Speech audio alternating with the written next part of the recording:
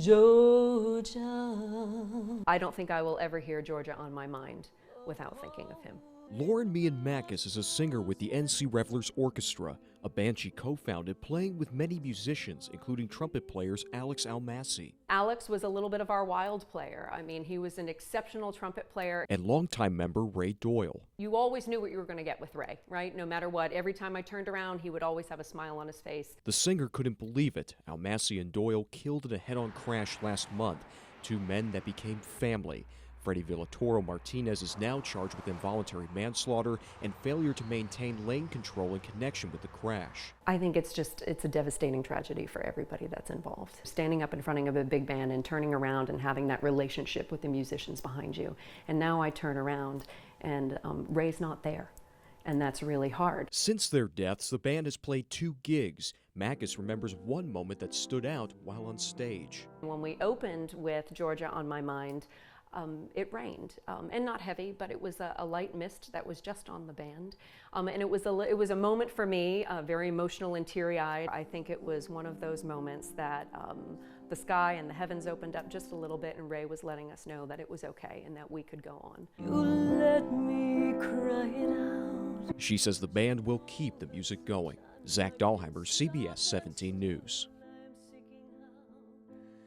At 87 years old, Representative Mickey Mashal stepping aside to let the 4 generations after him step up and legislate. People had to send me here. They had to elect me 20 times. Then a reluctant civil rights activist, it was Martin Luther King Jr. who told him to run. I told him he was out of his ever-loving mind. I said, Martin, you know, you're the pacifist.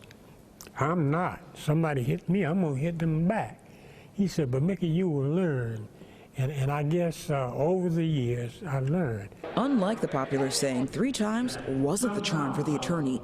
He ran and lost in 64, 66, and 68, the year a man assassinated MLK Jr. For Mashal, his political dreams died after that. But years later, Durham gained a 3rd House seat.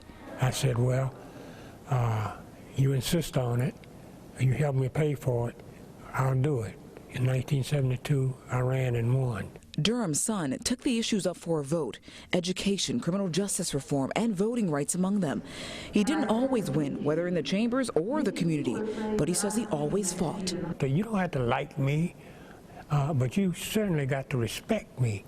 Nearly 40 years in the House as the longest-serving member and often the first African-American in several roles. In many regards, he wears the legislative horns for the Bull City.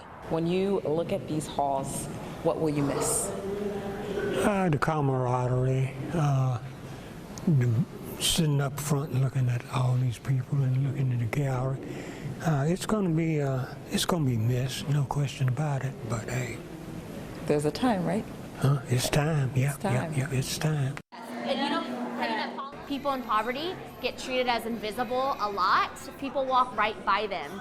And so I wanted to create a place where all people could come together and all people could have a good meal that we all deserve. And that's exactly what Maggie Kane has managed to pull off. Some good people. A nonprofit restaurant that allows a community to profit from all the other tangible benefits by the simple concept of paying what you can. Pay what you can means that when you walk in, all of our prices are suggested prices. So you can choose to pay that price, you can pay more and pay it forward for someone else, you can pay less, or you can pay by volunteering with us.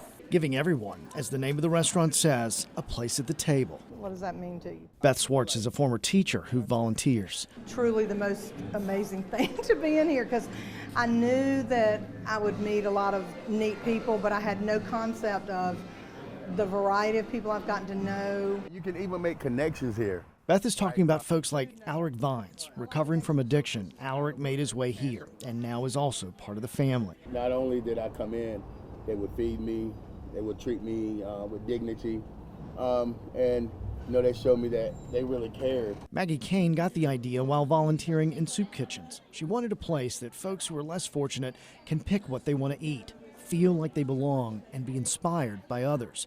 On this random Tuesday, the place was packed. The success so great. Just this week, work has started to more than double the space. From the people who are dining here, donating, volunteering, Raleigh has made this happen, and everyone feels that they have a place here.